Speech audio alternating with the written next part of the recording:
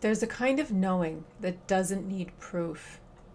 It's the thing you feel before you can explain it. A sense of how your animal family member is feeling or what they're up to, even from a distance. And most people don't trust that feeling enough. One of my longtime clients recently reminded me that I needed to talk about why it's so important that we do trust that connection. On all you doggies, won't you walk with me? I'm the puppet dog. Hi, I'm Angelo Webb.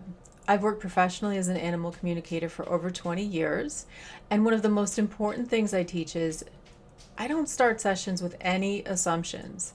I receive what comes to me from the animal, and then afterward, I share that information exactly as it came to me with my client.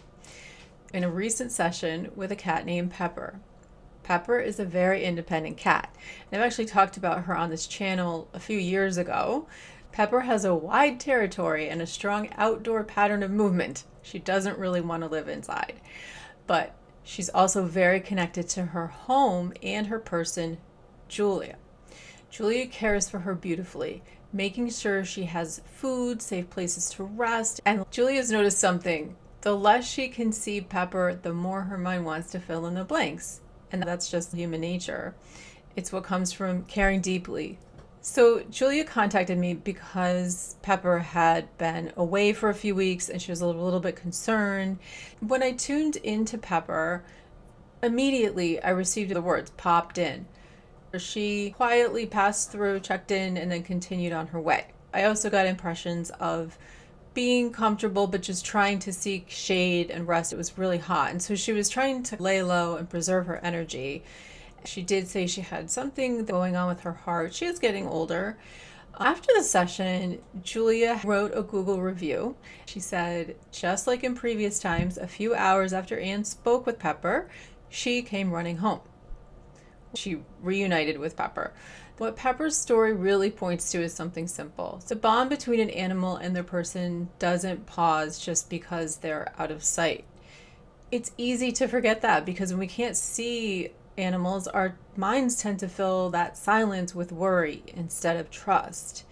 And worry then blocks our ability to connect in with them. So that shift from filling the silence with fear to filling it with trust about the information you're getting from an animal is really what this work is about. So if you're ever in that position yourself, perhaps you have a pet go missing, here's what I really want you to remember.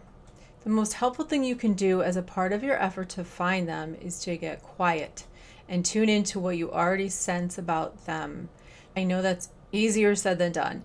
Many times that calm energy is what attracts them, though, to the point where they will emerge, they will come back. They're attracted to that calm, steady energy. And of course, I'm not saying to not use other methods for looking for them, but this is something to have in your toolbox to increase the likelihood of being reunited sooner. If this story resonates with you, I created a free series called The Calm Pet Connection, and it's designed to help you do just that, to become more grounded and present with your animal. The calmer we become internally, the more clearly we can pick up on what our animals are communicating to us. I'll link the playlist here below, and also I'll have it at the end screen. And if you want to go deeper, you can also go to my website, Intuitive Touch Animal Care. There you can get a free guided meditation. And on that website, you can also connect in with finding classes and consultations with me. Also, that's why I wrote the book, Meesha's Heart Adventure, Emotional Regulation While Learning How Animals Think and Feel. A young dog becomes separated from her family, but the connection between them doesn't disappear. Pepper's story reflects the same idea. Connection and awareness don't always depend on physical proximity. 50% of the proceeds from Meesha's Heart Adventure goes to the Warrior Dog Foundation. They rescue dogs who have served our country.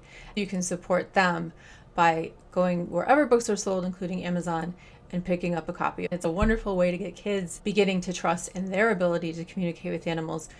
I know that when I was a kid, I knew that I was connecting with them. I just didn't know what it was called. And I think a lot of you might relate to that. If we can start kids being able to recognize it, imagine the way that animals would be treated and the respect they would have as sentient beings. The same household that Pepper is connected to has another story that's coming up soon about a dog named Sammy who answered a question out loud in a moment his person will never forget.